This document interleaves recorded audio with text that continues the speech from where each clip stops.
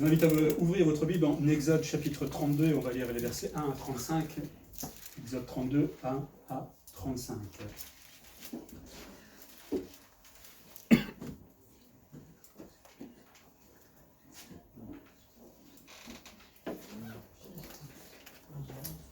Tout à l'heure, on parlait de patience, et là, on va parler d'impatience. On va voir surtout ce que produit l'impatience des fois. Chapitre 32, donc d'Exode, verset 1. Le peuple, voyant que Moïse tardait à descendre de la montagne, s'assembla autour d'Aaron et lui dit : Allons, fais-nous un Dieu qui marche devant nous, car ce Moïse, cet homme qui nous a fait sortir du pays d'Égypte, nous ne savons ce qu'il est devenu. Aaron leur dit : ôtez les anneaux d'or qui sont aux oreilles de vos femmes, de vos fils et de vos filles, et apportez-les-moi. Et tous ôtèrent les anneaux d'or qui étaient à leurs oreilles et les apportèrent à Aaron. Il les reçut de leurs mains, jeta l'or dans un moule et fit un veau en métal fondu. Et dirent Israël, voici ton Dieu qui t'a fait sortir du pays d'Égypte. Lorsqu'Aaron vit cela, il bâtit un autel devant lui et il s'écria : demain il y aura une fête en l'honneur de l'Éternel. Le lendemain, ils se levèrent de bon matin et ils offrirent des holocaustes et des sacrifices d'action de grâce. Le peuple s'assit pour manger et pour boire, puis ils se levèrent pour se divertir. L'Éternel dit à Moïse : va, descends, car ton peuple que tu as fait sortir du pays d'Égypte s'est corrompu. Ils se sont promptement écartés de la voie que je leur avais prescrite. Ils se sont fait un veau en métal fondu. Ils se sont prosternés devant lui et ils ont offert des sacrifices et ils ont dit : Israël, voici ton Dieu qui t'a fait sortir du pays d'Égypte. L'Éternel dit à Moïse : je vois que ce peuple est un peuple au cou raide. Maintenant, laisse-moi, ma colère va s'enflammer contre eux et je les consumerai, et je ferai de toi une grande nation. Moïse implora l'Éternel son Dieu et dit : pourquoi, ô Éternel, ta colère s'enflammerait-elle contre ton peuple, que tu as fait sortir du pays d'Égypte par une grande puissance et par une main forte ? Pourquoi les Égyptiens diraient-ils, c'est pour leur malheur qu'il les a fait sortir, c'est pour les tuer dans les montagnes et pour les exterminer de dessus la terre ? Reviens de l'ardeur de ta colère et repens-toi du mal que tu veux faire à ton peuple. Souviens-toi d'Abraham, d'Isaac et d'Israël, tes serviteurs auxquels tu as dit, et en jurant par toi-même : je multiplierai votre postérité comme les étoiles du ciel, je donnerai à vos descendants tout ce pays dont j'ai parlé, et ils le posséderont à jamais. Et l'Éternel se repentit du mal qu'il avait déclaré vouloir faire à son peuple. Moïse retourna et descendit de la montagne, les 2 tables du témoignage dans sa main. Les tables étaient écrites des 2 côtés, elles étaient écrites de l'un et de l'autre côté. Les tables étaient l'ouvrage de Dieu et l'écriture était l'écriture de Dieu gravée sur les tables. Josué entendit la voix du peuple qui poussait des cris et dit à Moïse : il y a un cri de guerre dans le camp. Moïse répondit : ce n'est ni un cri de vainqueur ni un cri de vaincu. Ce que j'entends, c'est la voix de gens qui chantent. Et comme il approchait du camp, il vit le veau et les danses. La colère de Moïse s'enflamma, il jeta de ses mains les tables et les brisa au pied de la montagne. Il prit le veau qu'il avait fait et il le brûla au feu, il le réduisit en poudre, répandit cette poudre à la surface de l'eau et fit boire les enfants d'Israël. Moïse dit à Aaron : que t'a fait ce peuple pour que tu l'aies laissé commettre un si grand péché ? Aaron répondit : que la colère de mon Seigneur ne s'enflamme point, tu sais toi-même que ce peuple est porté au mal. Ils m'ont dit : fais-nous un Dieu qui marche devant nous, car ce Moïse, cet homme qui nous a fait sortir du pays d'Égypte, nous ne savons ce qu'il est devenu. Je leur ai dit que ceux qui ont de l'or s'en dépouillent, et ils me l'ont donné, je l'ai jeté au feu, et il en est sorti ce veau. Moïse vit que le peuple était livré au désordre, et qu'Aaron l'avait laissé dans ce désordre, exposé à l'opprobre parmi ses ennemis. Moïse se plaça à la porte du camp et dit : à moi, ceux qui sont pour l'Éternel. Et tous les enfants de Lévi s'assemblèrent auprès de lui. Il leur dit : ainsi parle l'Éternel, le Dieu d'Israël. Que chacun de vous mette son épée au côté, traversez et parcourez le camp d'une porte à l'autre, et que chacun tue son frère, son parent. Les enfants de Lévi firent se coordonner Moïse, et environ 3000 hommes parmi le peuple périrent en cette journée. Moïse dit : consacrez-vous aujourd'hui à l'Éternel, même en sacrifiant votre fils et votre frère, afin qu'il vous accorde aujourd'hui une bénédiction. Le lendemain, Moïse dit au peuple : vous avez commis un grand péché. Je vais maintenant monter vers l'Éternel. J'obtiendrai peut-être le pardon de votre péché. Moïse retourna vers l'Éternel et dit : ah, ce peuple a commis un grand péché. Ils se sont fait un dieu d'or. Pardonne maintenant leur péché. Sinon, efface-moi de ton livre que tu as écrit. L'Éternel dit à Moïse : c'est celui qui a péché. contre moi que j'effacerai de mon livre. Va donc, conduis le peuple où je t'ai dit, voici mon ange marchera devant toi, mais au jour de ma vengeance, je les punirai de leurs péchés. L'Éternel frappa le peuple parce qu'il avait fait le veau fabriqué par Aaron. Épisode qui est bien connu dans l'Ancien Testament. Quelque temps avant, Moïse est monté sur le mont Sinaï pour recevoir les commandements de Dieu, un moment extrêmement important évidemment pour le peuple et pour nous même aujourd'hui. Mais pendant ce temps-là, oui, ça a duré 40 jours, c'est long 40 jours. Et pendant ce temps-là, le peuple se posait des questions. C'est vrai qu'à l'époque, monter sur la montagne et pas revenir au bout de 40 jours, on peut quand même se poser des questions. Qu'est-ce qui lui est arrivé? Mais la panique les a tout simplement saisis, par manque de patience, tout simplement. Et vous savez, quand on est dans cette situation-là, non seulement nous, on a le cœur qui s'agite, mais le diable, lui, il va rajouter sa petite sauce. Et il va en profiter. Et ce petit moment de panique, finalement, va conduire à une vraie tragédie, en fait. C'est terrible quand on y réfléchit. Et je pense que ce texte, en tout cas pour moi, quand je l'ai étudié, il y a mille et une façons de l'aborder, mais je voulais plutôt aborder le côté patience, impatience. Ça doit nous faire réfléchir sur nos comportements, et surtout peut-être sur la confiance que nous avons vraiment en Dieu. À quel point elle est là, cette confiance-là. Première chose qu'on peut voir, c'est les pièges de cette impatience. Parce que des fois, être impatient conduit à des actes regrettables, et là, ils vont vraiment regretter. On l'a dit, Moïse était pendant 40 jours sur la montagne, Dieu était en train de lui communiquer la loi, et dans Galates, il est dit qu'elle était aussi promulguée par les anges, Galates 3, 19.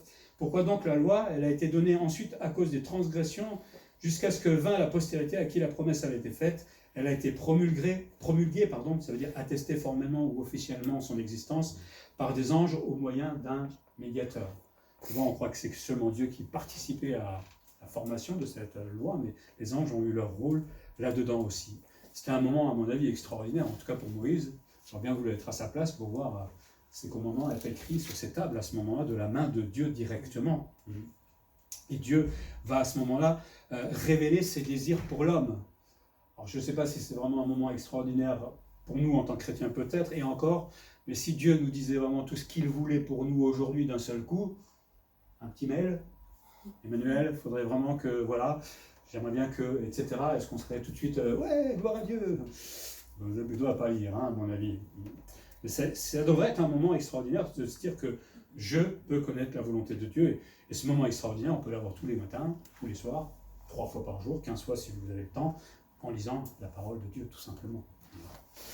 Mais le peuple était impatient. On ne va pas leur jeter la pierre parce qu'on aurait peut-être fait exactement la même chose. Et ce n'est pas qu'une personne, c'est tout un peuple. Et quand c'est un phénomène de masse, alors évidemment, ça devient plus difficile à gérer. Et ils n'ont plus de guide, c'est ça leur grand problème. Ils avaient Moïse jusqu'à présent, ils les avaient fait sortir de la terre d'Égypte. Et maintenant, il est où? Et ils demandent ce qu'ils veulent. Maintenant, c'est un Dieu avec un D minuscule. Quelqu'un qui marche devant eux, quelqu'un qui puisse voir. Ils ne veulent pas forcément un autre Dieu que l'Éternel. Le problème, c'est qu'ils ne voient rien. C'est ça. Ils veulent un objet visible, ou peut-être quelque chose, parce qu'il va faire un objet, mais ils cherchaient peut-être à voir Dieu, comme ils avaient vu Dieu au travers des miracles, etc. Mais ils avaient besoin de voir Dieu, tout simplement, d'une certaine manière. C'est un peu comme certains qui cherchent Dieu à leur manière. Et souvent, oui, j'ai rencontré Dieu autrefois, mais c'est Dieu qui m'a rencontré, dit la Bible. Mais je le cherchais peut-être d'une certaine manière, mais pas de la bonne manière. Mais ils avaient vite oublié qui était vraiment Dieu. Parce qu'avec tous les miracles qu'ils ont vécu avant, la mer Rouge qui s'ouvre, je ne sais pas, ça vous est déjà arrivé, vous êtes au bord de la mer s'ouvre d'un seul coup, puis vous pouvez la traverser tranquillement. Il y avait des choses extraordinaires qu'ils ont vécues là, mais vous voyez, vous pouvez demander tous les miracles à Dieu, peut-être qu'il vous l'accordera, mais 3 semaines après, vous avez déjà tout oublié. Et parce qu'on est dans une situation peut-être des fois difficile et on oublie très vite. Bon, on sait avec l'histoire d'Israël que plus tard, ça sera récurrent, on remet toujours en question Dieu, etc. On s'oppose à lui. Bon, ça nous rappelle tout simplement notre propre vie. Parce que je ne pense pas que vous soyez tous au top tous les jours avec le Seigneur. On a nos hauts, on a nos bas. Mais Israël nous rappelle que notre vie, tout simplement. Mais le problème dans leur impatience, c'est qu'ils ont voulu aller plus vite que Dieu. Ils ont décidé, puisque Dieu n'agit pas, d'agir avec leur logique, avec les moyens du bord. Et parfois, nous faisons ça aussi. On prie pour Dieu, pour que Dieu agisse dans telle ou telle chose de notre vie. Ça fait 10 minutes que j'ai prié, c'est toujours pas accompli. Bon, je vais agir tout seul. J'espère que vous êtes un peu plus patient que ça quand même. Mais des fois, on est comme ça et Ben, quand on parle de patience avec Dieu, ça peut durer 1 semaine, 2 semaines, 3 semaines, 4 semaines, 1 an, 2 ans, 10 ans, des fois. Mais si j'agis avant lui, comme va faire le peuple, avec ma logique, avec mes moyens, ben finalement, ben le plan de Dieu ne peut pas s'accomplir tout simplement dans ma vie. Alors Dieu peut nous récupérer, heureusement, mais là, il va y avoir de sacrées conséquences quand même. L'impatience va conduire à devenir aussi Aaron influençable. Aaron était un chef temporaire, parce que quand ils sont montés sur la montagne, Aaron et Hur vont rester un peu plus bas, et, enfin, ils vont rester avec le peuple, et ils étaient là temporairement les chefs qui devaient diriger le peuple pendant que Moïse et Josué étaient montés sur la montagne. Donc il avait un grand rôle. Mais évidemment, le peuple est venu le presser, et à un moment, bah, on craque. Hein, si vous avez tout le peuple qui vous dit « Ah, on veut un Dieu, on veut quelque chose devant vous », eh bien il craque. Mais il craque parce qu'il était facilement influençable. Bon, c'est facile à dire, hein, je n'étais pas à sa place évidemment, mais Moïse, lui, il ne craque pas. Donc c'était possible aussi. Et il va être influencé, et finalement il va être manipulé. L'impatience va conduire à l'influence de quelqu'un qui va en plus être manipulé. Vous voyez comme quoi les dangers de l'impatience. Aaron ne trouve pas mieux que de récolter l'or. Alors on se demande d'où ils avaient cet or. Certainement, quand ils sont partis du pays d'Égypte, ils ont pu récupérer de l'or chez les voisins à droite et à gauche. Hein. Ils ont pris pas mal de choses en partant. Et il va en faire là un veau d'or, on dit souvent, mais aussi de fonte, de métal. Je ne pense pas qu'il y avait que de l'or là-dessus. Là, il y avait un Dieu, en tout cas, qui a surgi là. Dieu avait accordé toutes ces bénédictions, l'or, etc., en sortant de l'Égypte, mais eux vont en faire un sujet de malédiction, finalement, puisqu'avec tout ce que Dieu leur a donné, eh bien, ils n'ont pas trouvé mieux que de se faire un Dieu, un mini-Dieu. Et se faire une image taillée, ça viole en fait le deuxième commandement, hein, dans Exode 20, 4 à 6, il est dit « Tu ne te feras point d'image taillée, ni de représentation quelconque des choses qui sont en haut dans les cieux, qui sont en bas sur la terre, et qui sont dans les eaux plus bas de la terre. Tu ne te prosterneras point devant elles, et tu ne les serviras point, car moi, l'Éternel ton Dieu, je suis un Dieu jaloux, qui punit l'iniquité des pères sur les enfants jusqu'à la 3e et à la 4e génération de ceux qui me haïssent, et qui fait miséricorde jusqu'à 1000 générations à ceux qui m'aiment et qui gardent mes commandements. » Ils avaient déjà reçu oralement ce commandement. Hein. Ils savaient qu'ils n'avaient pas à se faire un objet, et en plus, ils n'avaient pas à l'adorer. Mais bon, Moïse ne vient pas, donc on adore ce Dieu-là, et puis on va au-delà des commandements de Dieu. Et puis, les voici qui sont en train de dire « Voici ton Dieu qui t'a fait sortir d'Égypte ». Là, ils font quand même encore, si c'était juste un petit Dieu, mais maintenant ils disent que cet objet, c'est cet objet qui les a aidés à sortir de l'Égypte. Ils vont loin quand même. Hein. Pourtant, Aaron, il connaissait le vrai Dieu, mais facilement, il tombe dans l'hérésie à cause d'être influençable facilement. Parlons d'influence, une petite histoire. Hein. Un jour, un homme est arrivé à l'hôtel et l'employé lui a dit « Désolé, il n'y a plus de place. Hein. » Il cherchait une chambre. Cet homme a dit « Dites-moi franchement, si c'était le président qui était devant vous, vous lui trouveriez une chambre ?» Et l'employé répondit « Ah oui, si le président venait, on lui trouverait une chambre immédiatement. » Alors l'homme lui dit « Monsieur, puisque le président ne va pas venir, cette chambre, vous pouvez me la donner. » Oui. Et voilà l'influence qu'on peut avoir des fois dans notre vie. On est influençable par le monde, par la famille, par les collègues de travail. Ça vient très vite, l'influence. Et il faut vraiment faire attention. Bon, là, on est à l'apogée de ce que pourrait faire l'influence. Et ils vont donc fêter ce veau d'or, puisque Aaron va leur dire demain on va faire la fête autour de ce veau d'or, autour de cette idole, tout en sachant qu'il était vraiment l'Éternel. Et ils vont faire cette fête en l'honneur de l'Éternel. Ils croyaient servir vraiment Dieu en faisant cela. Bon, pourtant ils avaient déjà compris que ce n'était pas comme cela. Le problème c'est que ça va tourner en orgie tout simplement. Hein. Le verbe divertir parle de plaisanter, jouer, parle surtout de débauche quelque part. Ça a bien commencé, mais ça a mal fini certainement après avoir un peu bu. Et on voit là que l'immoralité, impatience, influence, et puis immoralité, et puis idolâtrie finalement. Le peuple croyait adorer tout simplement le vrai Dieu. C'est fou, hein, pour un moment d'impatience, au point où on arrive dans le péché. Cela est encore valable aujourd'hui, peut-être, en parlant des idoles, parce que vous vous dites certainement, moi j'ai jamais fait un veau d'or, on n'a peut-être pas d'or, mais on pourrait le faire autrement. On n'a pas d'idole. Dans l'église, peut-être, si. Luther disait, c'est quelque chose en quoi notre cœur se confie totalement. L'argent, est bien souvent une idole chez le chrétien. Parce que si vous voulez que je vous le montre, je vous enlève tout l'argent.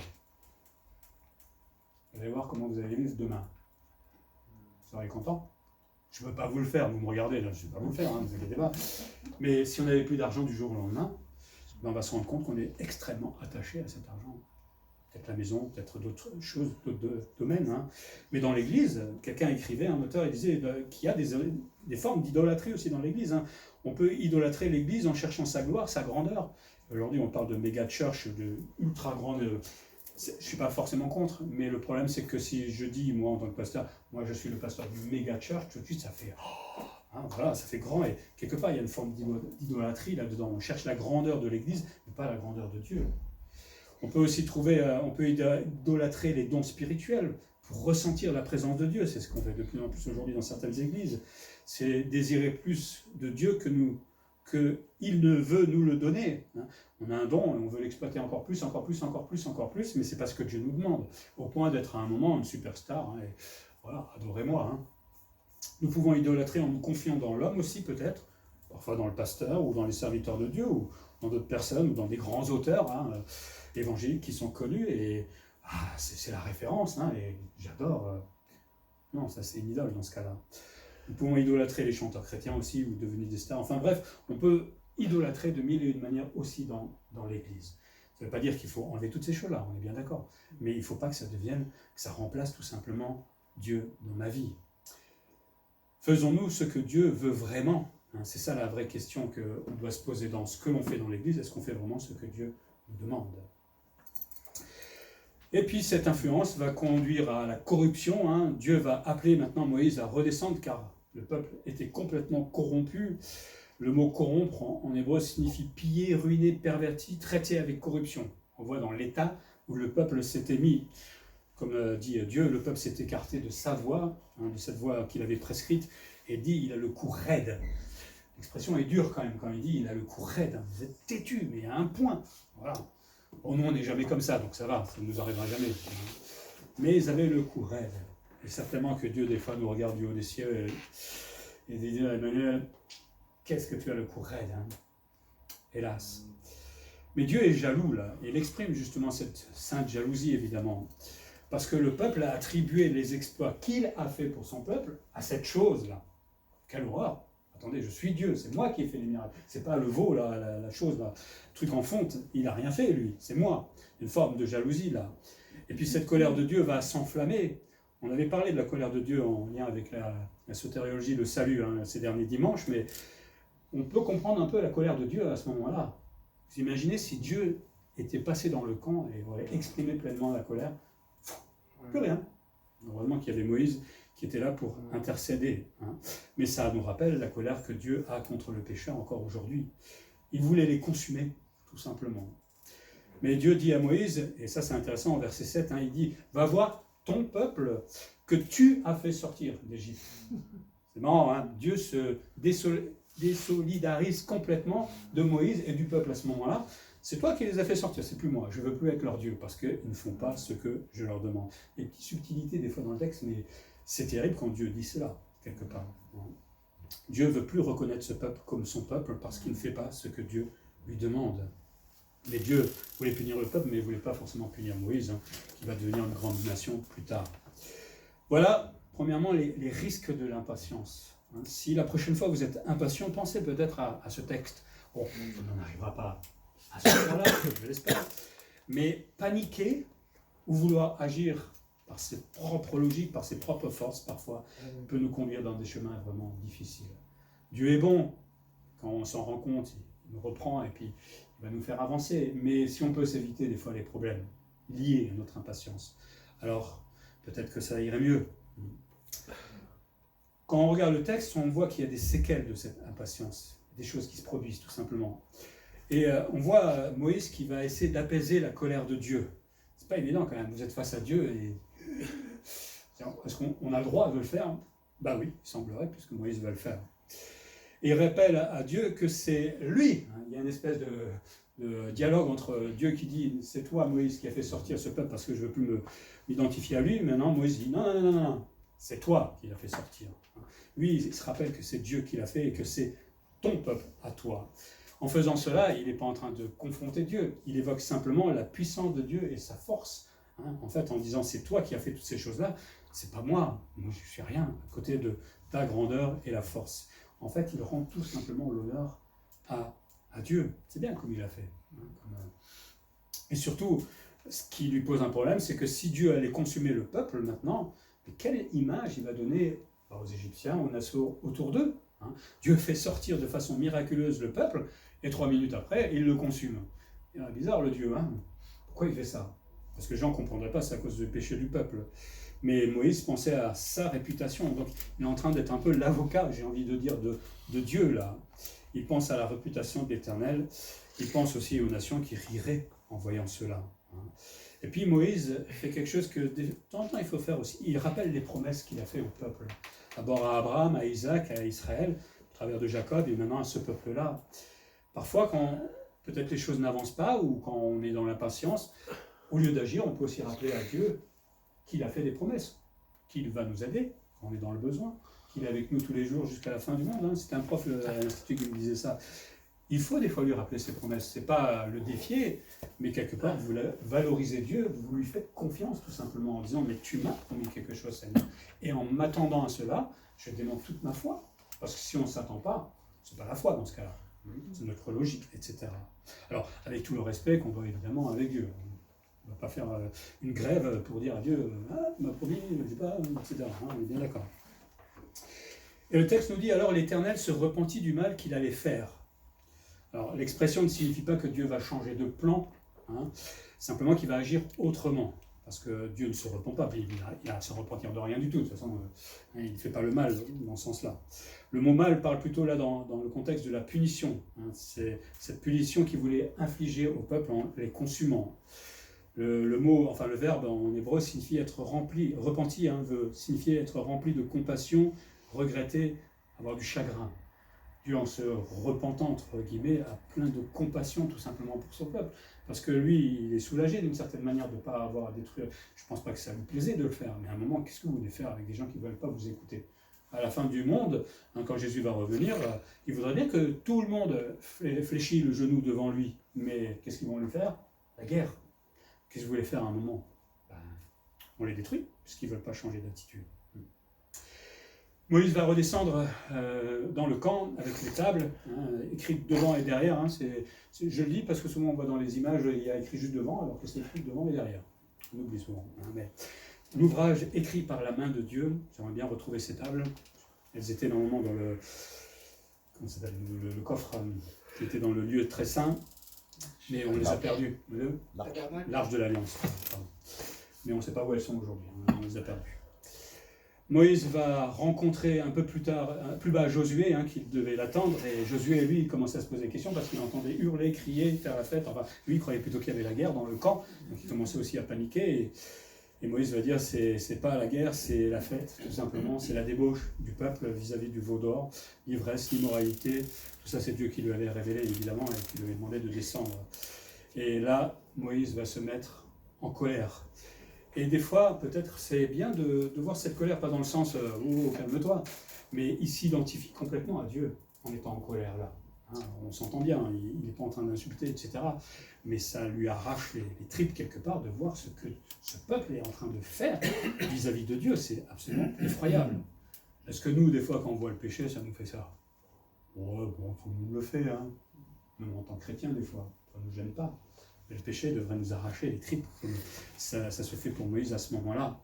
Et surtout de comprendre les conséquences, parce que Moïse sait que Dieu veut les exterminer, et le peuple ne savait pas encore à ce moment-là. Et il va faire réaliser le péché au peuple. Des fois, ce n'est pas agréable d'être responsable. Ce n'est pas juste une petite église, c'est tout un peuple. Il y avait des millions de personnes là. Et il va devoir confronter tous ces gens. C'est comme si on allait en France et qu'on disait à la France, maintenant, je prends le micro, vous péchez. Qu'est-ce qu'ils vont faire les Français? Allez, gilet jaune contre Emmanuel. Petit jeu de mots, sans faire exprès. Mais oui, c'est ça. On ne veut pas réaliser le péché, même quand les prophètes, plus tard, vont, et des milliers de fois, essayer de reprendre le peuple bouche les oreilles. Bon, ils vont se faire déporter à un moment, et ils subiront tout simplement leur surdité spirituelle. Mais il va faire réaliser au peuple le péché, il va briser les tables. Ça va être terrible de faire ça quand même, hein, descendre avec ce que Dieu a écrit de sa main et de devoir les briser, parce qu'il y a des significations. Hein. Mais pourquoi les briser? Parce que ça sert à quoi d'apporter les commandements de Dieu pour un peuple que de toute façon qui ne veut pas obéir aux commandements de Dieu? Allez, ça ne sert à rien. C'est ce qu'il voulait leur signifier tout simplement. Vous ne voulez pas obéir à Dieu. En même temps, il veut symboliser là que ce peuple était en train de rompre l'alliance que Dieu avait fait avec lui. Il n'en voulait pas, tout simplement. Mais bon, Dieu voulait être leur Dieu. Le peuple disait, écoutez, moi, je n'ai pas besoin de ce Dieu-là. Nous, on arrive à se faire notre propre Dieu. Et puis Moïse va aller voir Aaron. Il ne devait peut-être pas être très fier à ce moment-là, Aaron, et va le reprendre. Hein. Lui qui était le chef, il avait remplacé Moïse, normalement, pendant ce temps-là. Et Moïse va lui dire, je vois que le peuple est livré au désordre, qui sont négligés, hein, le mot veut dire ça, et il va accuser le chef, justement, de ce qui s'est passé, hein, d'avoir été influencé, et surtout d'avoir été complice d'un si grand péché. C'est grave ce qu'il a fait là, à ce moment-là. Hein. Et surtout, il exposait, comme dit le texte, le peuple à l'opprobre. Le mot veut dire au chuchotement, à la dérision, mais si les gens autour l'avaient vu, mais attendez, c'est le Dieu l'Éternel Tout-Puissant qui a sorti le peuple d'Égypte, et maintenant ils ont réduit ce Dieu-là à un tout petit veau d'or, un peu comme nous faisons dans notre religion, parce que c'est ce que faisaient les religions autour. Je vous rappelle la réputation pour l'Éternel. Et Aaron va réagir, hein, puisqu'il va se défendre, il reconnaît que le peuple est porté au mal. Alors pourquoi tu leur as obéi? C'est la question qu'on peut se poser. C'est facile d'être chef et de dire, oui, je reconnais qu'ils ont mal fait, mais c'est toi qui les as conduits là-dedans, tu aurais dû les reprendre, tu aurais dû dire non, et un point c'est tout, et si vous n'êtes pas content, c'est comme ça. Non. Mais non. Alors c'est facile, des fois, de s'irriter contre le mal, mais si on lui obéit, alors là, c'est complètement hypocrite. Il va même blâmer le peuple à cause de son péché. Mais c'est lui qui a tout lancé, c'est lui qui a tout fait. C'est lui qui a lancé la fête aussi, il n'était pas obligé de faire cette fête, il savait très bien comment est le peuple. Hein. Et il ment aussi effrontément, puisqu'il dit, j'ai pris l'or et j'ai jeté ça dans le feu et un veau est sorti. Il se moque un peu du monde là, quelque part. Hein. Parce que le texte veut vraiment dire ça, mais beaucoup de commentateurs sont d'accord avec l'idée. Il se moque un peu du monde à ce moment-là. Et on n'a pas le texte ici, mais dans Deutéronome 9:20, quand lui il a parlé, il a dit « L'Éternel était aussi très irrité contre Aaron qu'il voulait faire périr, mais heureusement que Moïse va intercéder. » Dieu ne l'a pas bien pris, ce qu'il a dit là. Et il était prêt à le faire mourir. On se rappelle d'Ananias et Saphira, dans l'Acte, qui ont menti à Dieu et au Saint-Esprit, comme il est dit, et la sentence est tombée nette. Heureusement que Dieu ne fait pas ça tous les jours non plus. Mais là, ils ont menti effrontément à Dieu et à l'Église. Et heureusement que Moïse va intercéder pour lui, parce que Aaron, Dieu en a fait qu'il bouchait. Voilà où conduit l'impatience, à l'idolâtrie même parfois. Alors peut-être nous on va se dire, ouais mais non, c'est pas un veau d'or, mais mon impatience me conduit à agir moi-même. C'est une forme d'idole aussi, avec mes sous, avec ma logique, avec ma force peut-être. L'impatience va conduire à la corruption, à l'hypocrisie, au mensonge, bref, péché sur péché sur péché, et finalement ça va conduire à une tragédie, c'est-à-dire la mort. Pensez qu'un jour, en étant impatient, on peut conduire les gens à la mort. C'est terrible quand on y réfléchit. Se séparer, c'est ce que va faire Moïse. Il veut que maintenant, on se sépare de ce péché. On parle de séparatisme aussi souvent, que les chrétiens se séparent de tout ce qui est péché, du monde, etc. Mais il va d'abord détruire l'idole, parce qu'il semblerait que même quand il est arrivé, qu'il aura fait les remontrances, le reste du peuple continue, enfin une partie du peuple certainement continue à idolâtrer et à faire la fête. Il va brûler l'idole, va la réduire en poudre, et en faisant cela, il va leur montrer, mais vous voyez, c'est qu'une idole, ça brûle. L'Éternel, lui, est toujours vivant. Vous vous confiez en cette chose-là, alors que c'est rien du tout, en fait. Il devait prendre conscience. Plus tard, Dieu aussi va reprendre le peuple qui se confiait dans les morceaux de bois, qui brûlaient, ils faisaient leur repas, et puis 2000 ans après, avec le même bois, ils se faisaient une idole et se confiaient en eux. J'aime beaucoup, il se moque complètement du peuple. Et il va leur faire boire cette eau avec, j'imagine que ça ne devait pas être très bon à boire, mais qui rappelle tout simplement l'amertume du péché. Il devait comprendre que Dieu était en colère vis-à-vis de ce péché. Puis Moïse va se placer à la porte du camp, et là c'est vraiment terrible quand même ce qui va arriver. Et quand on parle de séparation, là ça rigole pas. Il va se passer à la porte du camp et il va appeler tous ceux qui veulent servir l'Éternel. Et il n'y a pas tout le peuple qui arrive. Il y a les Lévites qui vont le rejoindre, qui vont devenir plus tard la lignée de sacrificateurs. Et Moïse va ordonner quelque chose de terrible à ce moment-là, qu'ils aillent dans le camp et qu'ils tuent tous ceux qui refusent tout simplement de suivre l'Éternel. Et ce n'est pas simplement les ennemis, c'est les frères, c'est la famille, tous ceux qui restent idolâtres. Vous êtes prêts à faire ça? On n'est pas à cette époque-là non plus, d'accord? On n'est pas au même temps peut-être, mais c'est ce qu'on appelle la séparation. Alors peut-être c'est très dur là, mais quand on parle de séparation pour nous, il y a des séparations qui ne sont pas faciles. Quand on est jeune chrétien, on va se séparer d'énormément de choses. Des amis peut-être qui font des choses qui ne sont pas convenables, c'est pas évident des fois. D'habitude qu'on avait et qu'on ne peut plus faire aujourd'hui. La séparation est dure. Alors, on ne va pas tuer les gens, surtout on ne va pas tuer les gens, c'est ce qu'on veut dire. Mais la séparation en elle-même, et là on le voit, est extrêmement difficile et dure. Mais quand je me sépare, peut-être il faut aussi que je me sépare des fois de mon frère, de ma famille, parce qu'ils ne font pas les choses comme ils veulent, comme je voudrais, ou parce qu'ils sont vraiment en train de se moquer de Dieu totalement. Alors, ça reste mes parents, évidemment, mais je ne peux pas approuver ce qu'ils sont en train de faire, évidemment. 3000 morts dans le camp, 3000 morts à cause d'un moment d'impatience. Aaron, il a dû, à mon avis, pleurer.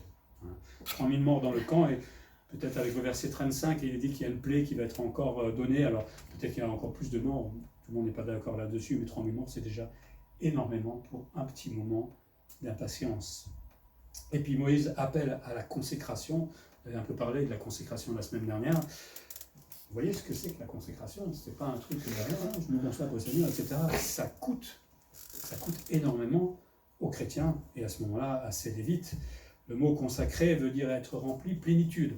C'est quelque chose qu'on fait totalement, tout simplement. Je me consacre, je me donne totalement avec plénitude à Dieu. Je donne ma vie de cette manière-là. Et dit que cette consécration, quelque part, elle va se faire au prix des enfants et de la famille, même parfois. Parce que je ne veux pas être influencé par eux. Alors ça, c'est difficile. On aime notre famille, et ça, je sais, je suis comme vous, mais parfois, ils peuvent avoir une mauvaise influence sur nous. Et à un moment, il faudra... Alors, vous n'avez pas divorcé, on va me dire, on est bien d'accord, mais on ne pourra pas agir comme ils sont en train de faire. Les Lévites vont devenir donc ces sacrificateurs, c'est aussi eux qui vont ensuite porter le tabernacle, faire le sacrifice, etc. Mais cette consécration est parfois dure et exigeante. Quelqu'un écrivait, en parlant de la consécration, l'exigence de la consécration, il disait « Quel enseignement exigeant ! Bien peu pourraient le suivre. Beaucoup aiment être comptés parmi ses disciples lorsque Jésus nourrissait le pain et le poisson, mais lorsqu'il commençait à parler de la qualité, de la vérité spirituelle du royaume et du sacrifice nécessaire qui en découlait, beaucoup de ses disciples se retirèrent, comme dit la Bible, et n'allaient plus avec lui. Ils se disaient « Cette parole est dure, qui peut l'écouter ?» Alors on veut bien suivre Jésus pour le pain, pour la nourriture, pour les beaux miracles qu'il faisait, mais quand il les appelle à se consacrer, attendez, là ça devient un peu compliqué. Un autre auteur disait, en parlant de la consécration est totalitaire, elle ne souffre d'aucune restriction. Tout est mis sur l'autel à son entière disposition, à Dieu évidemment, à commencer par la totalité de ma personne. Tout mettre sur l'autel est un culte logique, conforme à ce que la raison demande. En effet, une consécration totale à Dieu est la conséquence logique, raisonnable, normale du don total de Dieu lui-même en Jésus-Christ, allant jusqu'à la mort de la croix. Ne pas tout donner à celui qui a tout donné est totalement irrationnel. Alors on ne pourra jamais tout donner comme Jésus a donné sa vie pour nous, mais on peut y tendre en tout cas. On peut essayer de faire un petit peu mieux que ce qu'on a fait aujourd'hui et vivre cette consécration comme Dieu nous la demande. Moïse va remonter à la montagne, il va chercher le pardon de Dieu. Sacré Moïse quand même. On aurait pu dire, écoutez, vous êtes dans votre péché, vous vous débrouillez maintenant avec Dieu, on va laisser vous décimer, comme ça c'est réglé, moi. Mais lui, il va intercéder, il va vraiment lutter avec Dieu quelque part. C'est pas parce qu'il venait d'agir que c'était fini. Maintenant, il va chercher le pardon de Dieu. Quand on demande pardon à Dieu ou qu'on se repent, il ne s'agit pas seulement de demander que pardon, il s'agit aussi d'agir. Ou alors, il s'agit d'agir et de se repentir authentiquement. Mais il faut pas faire qu'une seule chose, évidemment. Les deux vont ensemble. Et il reconnaît là le grand péché du peuple, une idolâtrie qui, on verra plus tard, est considérée comme une abomination, parce que ça, Dieu ne supporte pas, il ne peut pas le supporter de toute façon. Mais ce qui est intéressant chez lui, c'est qu'il s'implique personnellement. Il aurait pu dire, moi, je n'ai pas fait ce péché. Mais lui, il est complètement dévasté. parce qu'il s'implique, parce qu'il aime ce peuple, certainement. Et même au prix d'être effacé du livre de vie, il dit à Dieu, mais allez, tue-moi peut-être. Parce que si tu peux les pardonner grâce à ma vie, je suis prêt à donner ma vie. Un peu comme Jésus, quelque part. Alors le livre de vie, il n'y a pas beaucoup de textes dans la Bible, mais il y en a qui pensent que c'était un livre du recensement du peuple, qui soit rayé, donc qui meurt tout simplement. Moïse, il n'y a pas que lui dans l'Ancien Testament, comme d'autres prophètes, était prêt à tout donner par amour pour le peuple. Ils étaient prêts à mourir pour ce peuple-là. Il y en a qui sont morts justement parce qu'ils ont annoncé ce que Dieu voulait, mais ils étaient prêts à tout pour annoncer la volonté de Dieu et pour prier, pour intercéder, pour que Dieu pardonne parfois. Daniel va faire de la même manière. Mais Dieu est juste, c'est celui qui pêche qui sera effacé du livre de vie. Je pense plutôt au livre de vie comme on parle, c'est-à-dire à la fin il y a un livre à la fin où tous ceux qui sont sauvés sont écrits dessus. Je pense que c'est plutôt dans ce sens-là, mais après, on ne va pas débattre. Mais c'est beau, moi je trouve cette implication. Quand quelqu'un tombe dans le péché, est-ce que nous aujourd'hui, on se débrouille? Ou est-ce qu'on s'implique spirituellement dans la prière? Est-ce que ça nous touche quelque part? Pas pour le juger, hein. Ça on sait le faire, mais plutôt de dire, mais comment je peux l'aider à sortir de ce péché? Comment je peux l'encourager par ma prière, par, je ne sais pas, un acte éventuellement? Mais il nous rappelle tout simplement Jésus, notre avocat, qui intercède pour nous aujourd'hui, Romains 8, 34, qui les condamnera? Christ est mort, bien plus, il est ressuscité, il est à la droite de Dieu et il intercède pour nous. Tous les jours, Dieu intercède pour chacun d'entre nous. C'est chouette, non? Heureusement. Je ne sais pas comment on ferait, parce qu'avec toutes les bêtises qu'on fait tout le temps, à mon avis, Dieu en aurait vite marre. Mais tous les jours, le Seigneur intercède pour nous.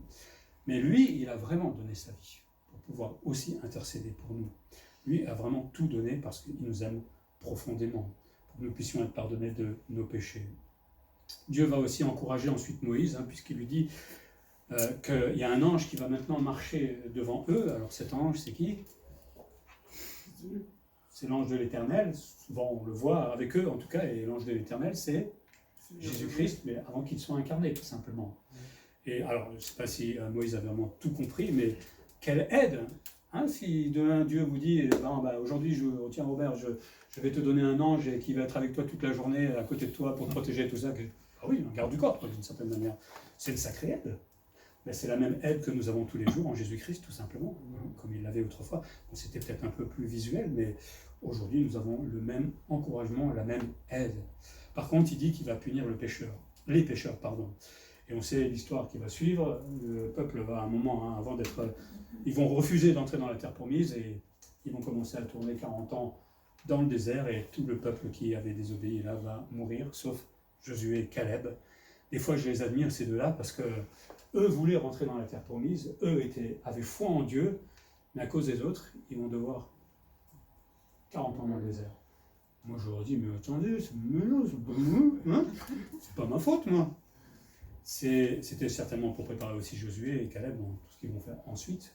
Mais parfois, il faut accepter l'injustice. C'est pas évident, même quand on est dans le droit chemin, on peut se dire, mais non, des fois, il faut accepter l'injustice. Et Moïse aussi, lui, il voulait rentrer dans la terre promise. Quelle tragédie pour un instant de faiblesse. Mais en même temps, quelle tragédie, mais en même temps, on voit l'exigence de la consécration que Dieu veut pour son peuple. C'est pas rien. C'est terrible quand on y réfléchit. Pour terminer, l'épisode du veau d'or, je ne sais pas si vous l'avez lu de cette manière-là, mais ça rappelle la fragilité de l'homme, surtout face au plan de Dieu. Dieu a décidé qu'il serait là 40 jours, ça aurait peut-être pu durer plus longtemps que 40 jours, parce qu'il s'arrête à ce moment-là. Mais souvenons-nous que Dieu a un plan, Dieu est souverain. Et quand on lui demande, quand on avance, attention de ne pas être impatient. Acceptons qu'il faille parfois du temps. Le temps est bon, des fois, pour les projets. Je me souviens de l'exemple d'un pasteur à l'Institut qui disait « J'étais sûr que le projet pour l'Église, il fallait le faire maintenant, mais l'Assemblée Générale n'a pas voulu. » Il était un peu... Mais un an plus tard, les choses se sont faites tranquillement. Il fallait ce temps de préparation, certainement, pour arriver à un résultat. Et des fois, on va aller très vite, mais des fois, il faut prendre le temps, parce que Dieu façonne les choses peut-être de manière que nous ne voyons pas. Et ça, il faut lui faire confiance tout simplement. Alors, ce n'est pas forcément qu'au niveau de l'Église, ça peut être au niveau professionnel, ça peut être au niveau familial. Des fois, surtout quand on veut se marier, je trouve pas. Allez, on se marie et puis on prend le premier venu et puis finalement, ça devient un désastre des fois. Pas toujours, mais parfois on est impatient. parce qu'on ne voit pas les choses arriver. Pas évident, hein? Ah, si on pouvait avoir un petit SMS avec le programme de Dieu qui nous dit oui, maintenant c'est comme ça, attends un petit peu, parce que dans 40 jours, justement, ça serait un peu plus simple. Mais là, à la fois, ça sert à rien, hein, c'est du visuel dans ce cas-là. On nous apprend aussi le réflexe qu'on a d'impatience, justement, on a confiance en Dieu, hein, jusqu'à un certain niveau, on va dire. Mais Dieu permet justement, c'est pour ça que j'avais pris Jacques tout à l'heure, d'être dans l'épreuve, pour nous montrer justement que nous avons besoin d'être un peu plus patients, parce qu'on manque de patience, parce qu'on est impatient. Et on a besoin de ces épreuves justement pour faire grandir cette confiance en Dieu. Mais d'abord, il faut que je le réalise.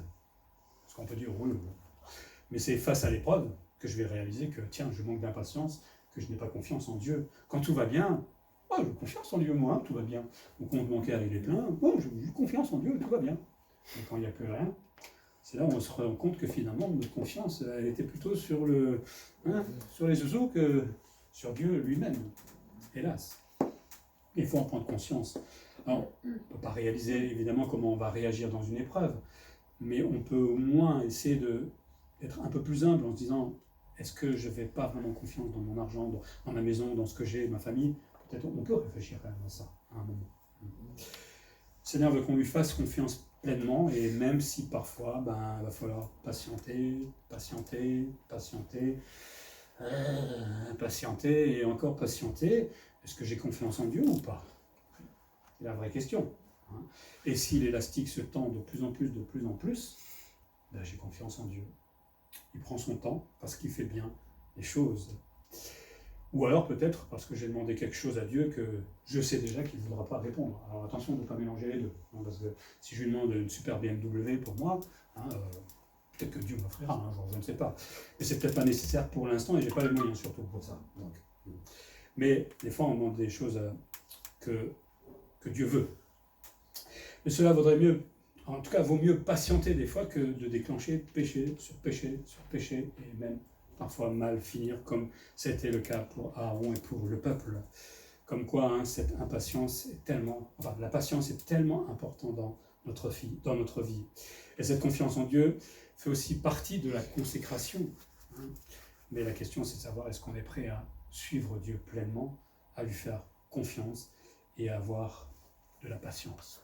Que le Seigneur nous aide dans ce domaine de notre vie. Prions.